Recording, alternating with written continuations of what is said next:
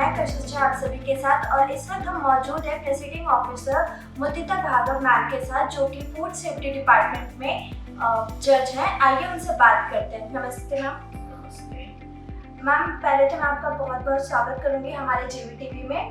Ma'am, आप हमें सबसे पहले तो आप अपने इस जो आप जज बनी, इसकी जो जर्नी है आपकी, उसके बारे में कुछ बताइए। देखिए, मेरी एजुकेशन, मेरा बर्थ प्लेस धौलपुर है, लेकिन मेरी अपनी सारी एजुकेशन जयपुर में हुई। मैंने बीएससी महारानी कॉलेज से किया था। देन 91 में मैंने एलएलबी राजस्थान यूनिवर्सिटी से की।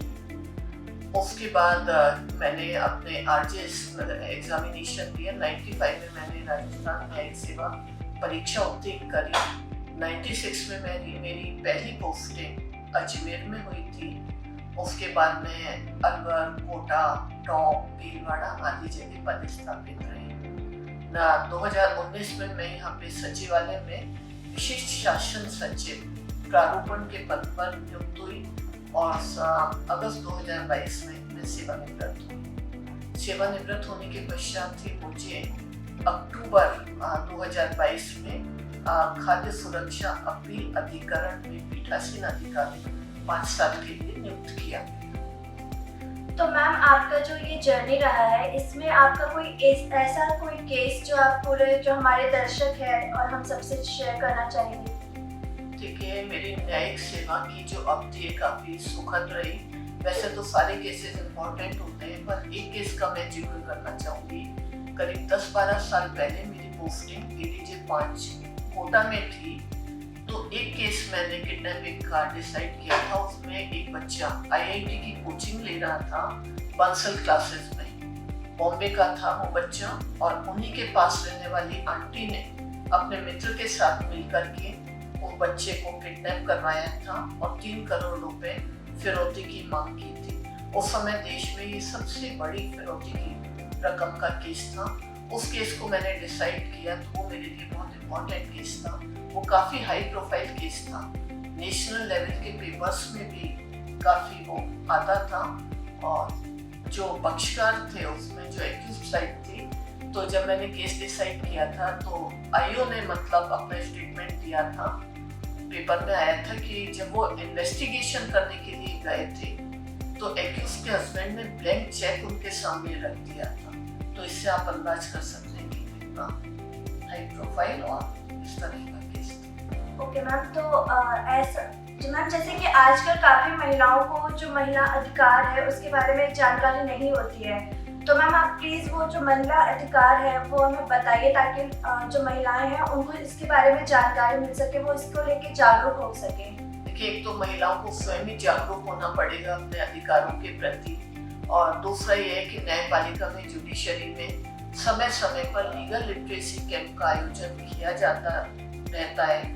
न्यायिक अधिकारी समय समय पर जाकर के विधिक अधिकारों के बारे में आम जनता को जागृत करते हैं, बताते हैं। मैम, जैसे न्यायालय है उसमें जो महिलाएं हैं उनके लिए ऐसे क्या क्या काम करने चाहिए कि जिससे वो और भी ज़्यादा महिलाएं जो है इस न्यायालय में आए और काम करना सीखे? देखिए, राजस्थान न्यायिक सेवा एक बहुत ही प्रतिष्ठित सेवा है। यहाँ पर वेतन, सर्विस कंडीशंस बहुत अच्छी हैं, कोई पॉलिटिकल इंटरफियरेंस नहीं है, और यहाँ तक कि एक जज को कोई भी व्यक्ति अप्रोच नहीं कर सकता। उनके साथी जज भी कभी किसी मामले में हस्तक्षेप नहीं करते।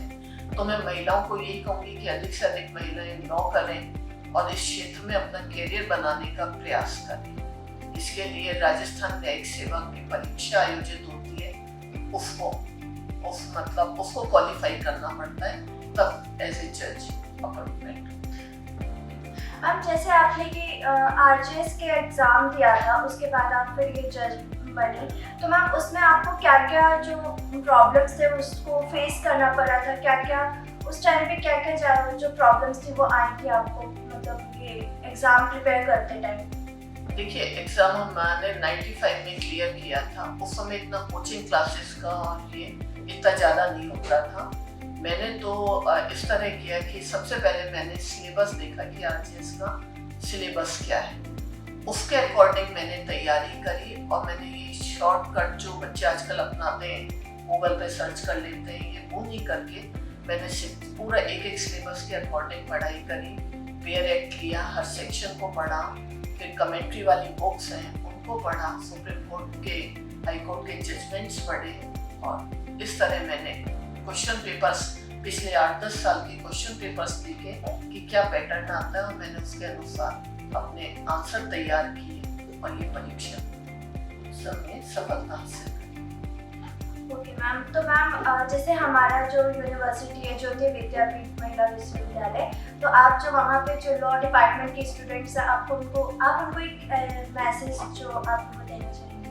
देखिए, अपने जो महिला विद्यापीठ की छात्राओं को सबसे पहले तो मैं ये कहना चाहूँगी कि वो अपनी क्षमताएं, उनमें क्या कैपेसिटी है वो खुद पहचाने, और उसके बाद अपना लक्ष्य निर्धारित करें और ये माने कि कोई भी चीज असंभव नहीं है, सब कुछ प्राप्त किया जा सकता है यदि आप पूर्ण डेडिकेशन के साथ, सिंसियरिटी के साथ अपना काम करते हैं, तो लक्ष्य प्राप्ति सुनिश्चित है। और अपने से इतनी अपेक्षाएं नहीं पालें कि उन अपेक्षाओं को आप पूरा नहीं कर सके। इसके अलावा मैं उन छात्राओं को ये भी कहूँगी कि पढ़ाई के साथ साथ अपना ऑल ओवर पर्सनैलिटी डेवलपमेंट करें। इसके लिए खेल, मतलब इंडोर गेम्स हैं, आउटडोर गेम्स हैं, वो खेलें, और नियमित रूप से सभी छात्राओं को एक आउटडोर गेम तो रोज खेलना चाहिए। थैंक यू मैम, आपसे बात करके बहुत अच्छा लगा। बहुत बहुत धन्यवाद।